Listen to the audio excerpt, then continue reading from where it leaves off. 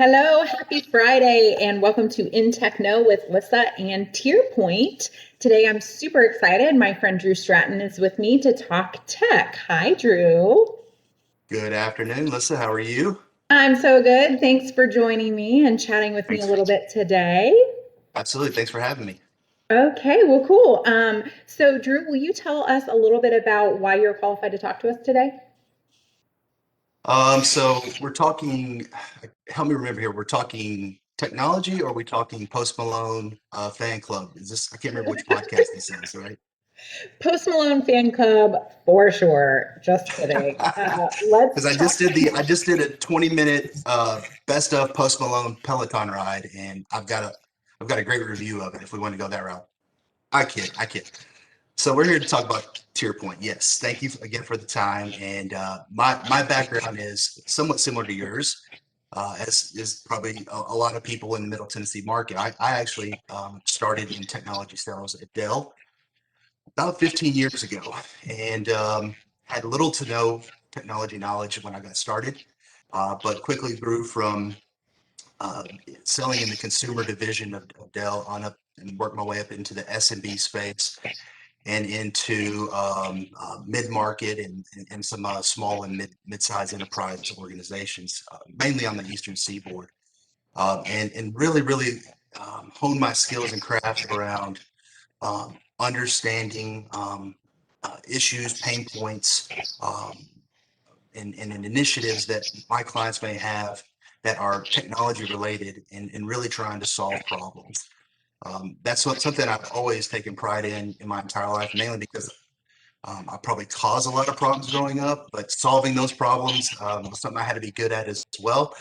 And so I feel like that translated pretty well in my career in working with IT and working with my clients. So after about 9 years at Dell, I began to look at opportunities where I could build my brand in the market that I live in. As I mentioned, I kind of sold in different territories around the country.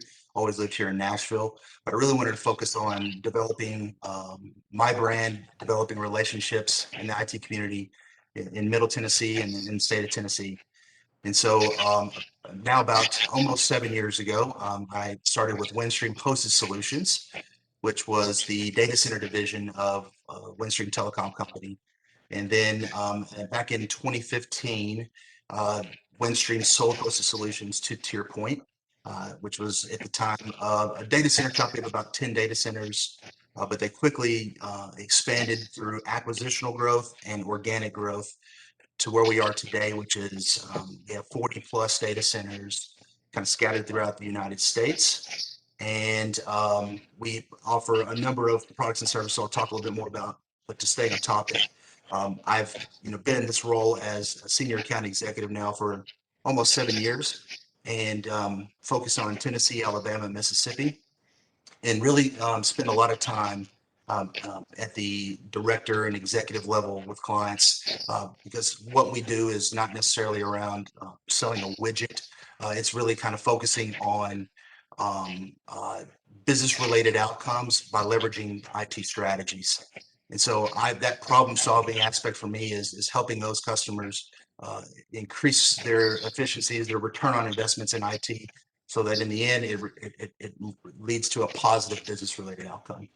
And so fast forward to today, I'll be hitting 7 years in September, and I'm pretty excited about the future of Tierpoint.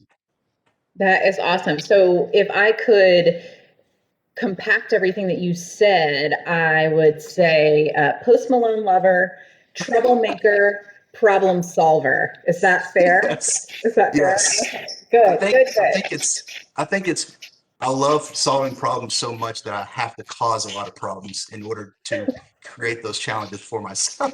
Your poor family. Oh my gosh. We do share a common background. I was a giant troublemaker as a child, and that's probably why I enjoy solving some now. I'm trying to right my ship, if you will. So thank you for the interesting background information and kind of why you're qualified.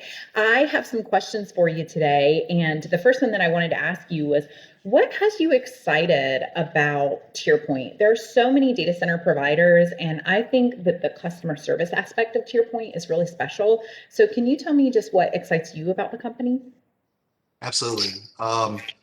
So you touch on one thing that's very important first and foremost is customer service, and we really pride ourselves on delivering a white glove experience. And I know that's kind of a cliched statement, but you know, it really is how we kind of stand out in regards to the competition. There's all of my clients have my phone number and can call me pretty much at any time. I certainly try to make sure we're not answering 2 o'clock in the morning phone calls, but in case of emergency, that's something that I've absolutely helped jump in on and making sure they're getting the right type of service. And that goes beyond just what we do at the account executive level. All of our support is just world class, all U.S. based, and we make sure we have a really, really good understanding of what those customers are utilizing with TierPoint, and so that we can quickly respond to any situation that may be something that's causing pain or suffering for them.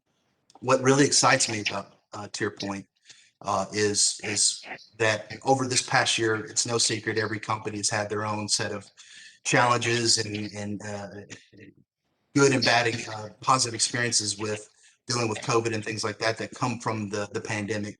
But what TierPoint has done, back in March of 2020, we had a significant investment made from venture capitalist firm, about $400 million of capital injected into the company.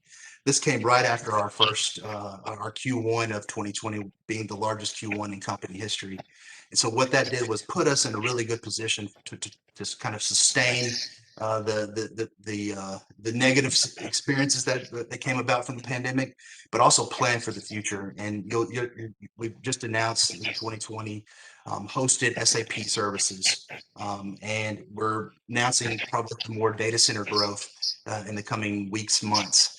And we're looking at other products and services where we deliver even more diverse cloud portfolio offering on premise in our data centers, but potentially with customers on their premise as well, on their campus.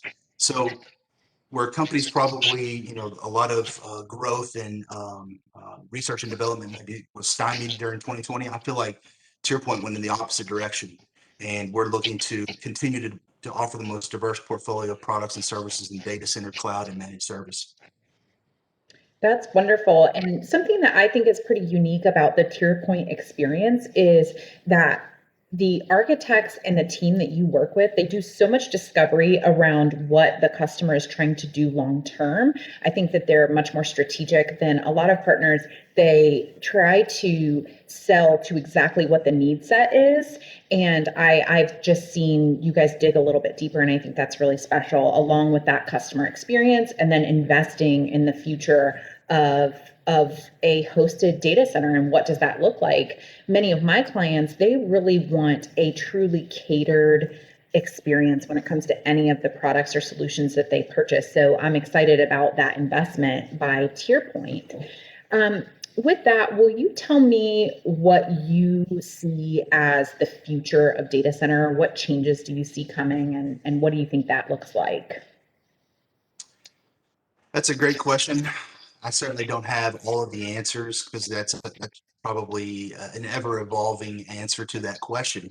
But I'd say from my experience, of course, what everyone's been talking about is the new normal, the remote working experience. I kind of go back and forth on that. I think that the truth is probably somewhere in the middle. Where we're at today, where it feels like we're all working remote.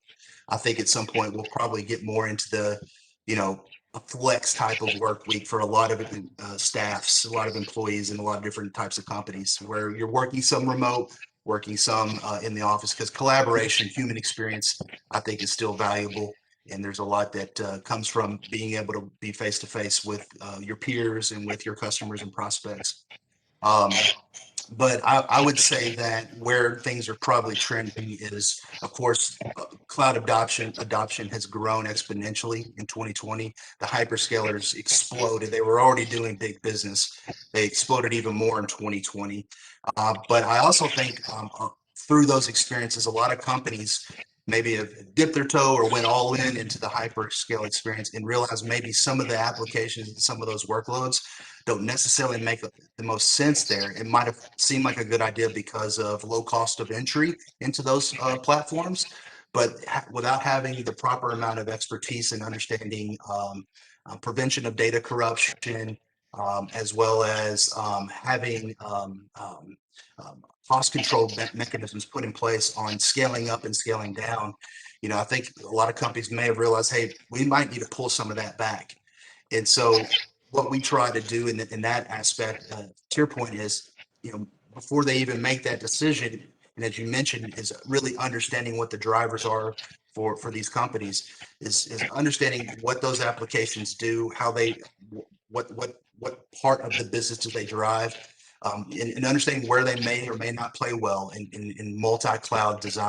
We really focus on being thinking hybrid with all of our customers, where that means traditional bare metal in a tier point data center, or leveraging our own cloud, multi-tenant or customizable private cloud solutions, and having some connectivity and offering services that allow them to leverage AWS, Azure, Google, what have you.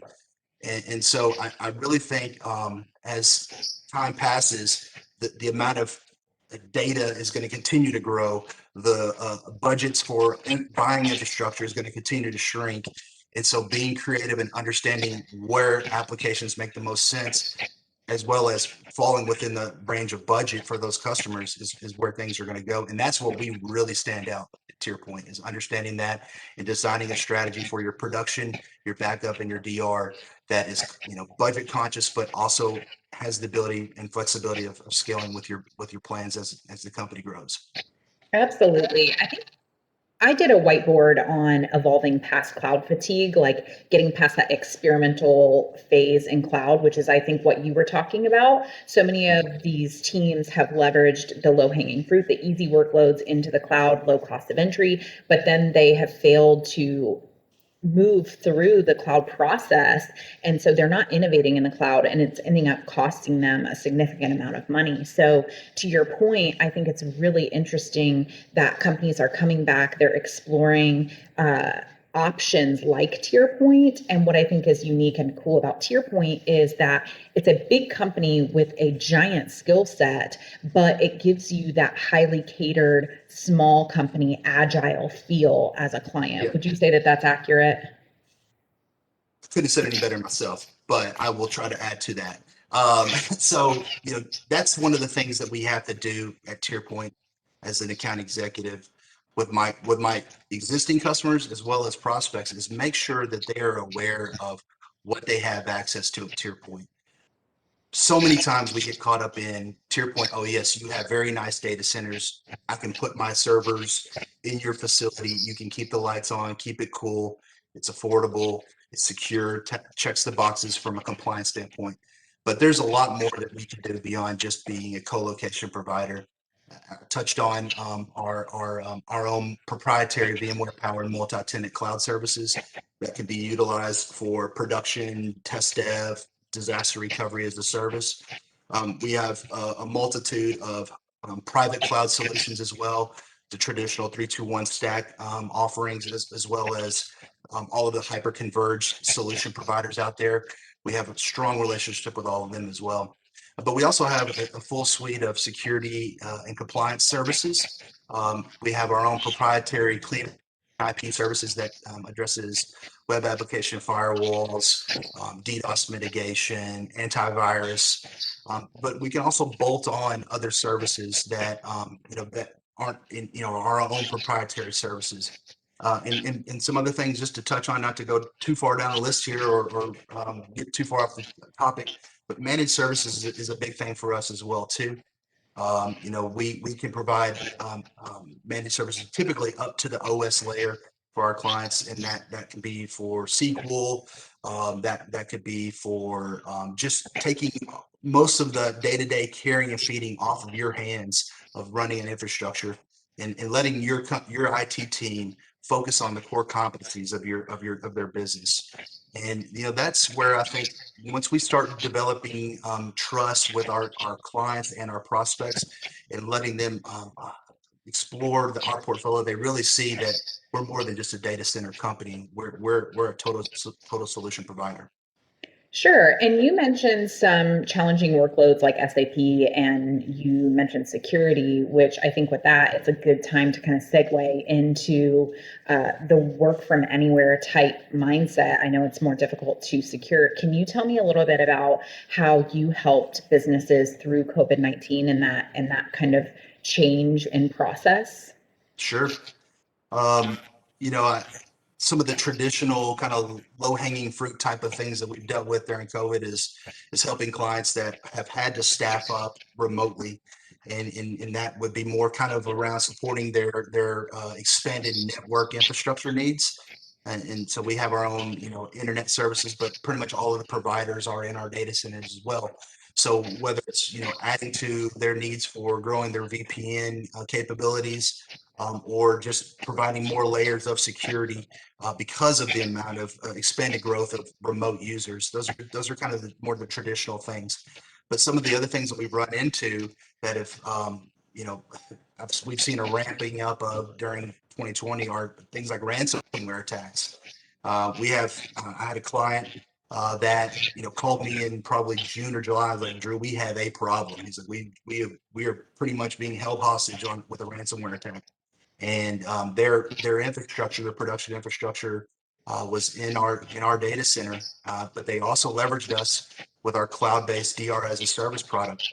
And so basically told them, hey, this is exactly why a year ago we put this plan in place for these types of moments. They were able to fail over and get their business back up and operating in less than 3 or 4 hours. And this IT director just like, you just made me a superhero within our company because of this. And that was kind of an eye-opening experience, because I had yet to have a customer run into this type of situation, and to see this all kind of unfold, and everything that my solutions engineer and I told them that we could do, we did that for them. And that was something that all it did was bolster my confidence even more in our products and services. I love it so much when the good guys win, when it doesn't matter that the bad guys succeeded at what they were trying to do, the good guys conquer. And there is something to be said for solutions that work when it counts. And so I love that story, and thank you for sharing it. I am going to wrap up our conversation now just with one of my favorite questions, which is, if you could let technology leaders know one thing, what would it be? Um, that is a good question. I would say that um, it's not really, I would say, tell you this one thing. I would just say that companies are these technology leaders that we talk to, everyone has a different perspective on cloud. And so it's all I would say is keep an open mind when thinking of cloud, because a lot of folks, when they think of cloud, they think of, at the executive level, they think of maybe what they've seen on TV or in a commercial or in a trade journal, which is AWS, Azure. Those are great products, great services, and I am not here to say that they don't work, because they absolutely do. But I think what you want to make sure you're doing is, again, as I mentioned earlier, is really understanding your IT infrastructure and the applications, and what makes the most sense with your digital transformation or path to cloud strategy. Because diversity is really what is going to make is probably going to be the most effective route for you. And for pretty much all of my clients, and when someone comes and tells me, hey, I need to put X amount of servers in colo, I don't say, okay, all right, here's your sales order, here's how much it costs. I'm saying, well, why do you need to do that? And there's a multitude of things that could come from just me asking why. And so all I would say is keep an open mind when you're thinking, okay, hey, I need to get this data center off premise and into another hosted facility or into the cloud. Make sure you're weighing all of your options and understanding where those applications make the most sense. It could end up saving you a lot of money, a lot of heartache, and probably save your job as well too. I love that.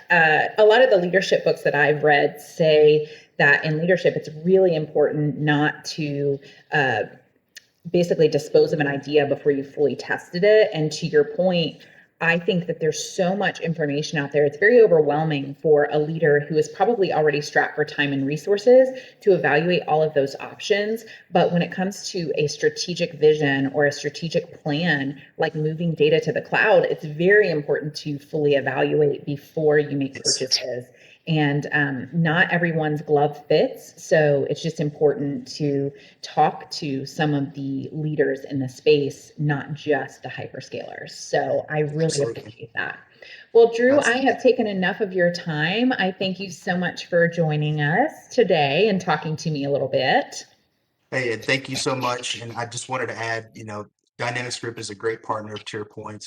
Special Lissa, enjoy working with you and working on projects with you and your team, and look forward to a bright 2021 and more opportunities with you in Dynamics Group. Thank you so much. I am so glad that you called it 2021. I keep calling this year 2020. I don't know what's wrong with me, but I 2020 is over. Yes. Well, this has been N-TECH-KNO with Lissa and Tierpoint. If you liked what you saw, please check out my YouTube channel and hit subscribe. And we will be back next week with N-TECH-KNO and Lissa. Thanks so much, guys.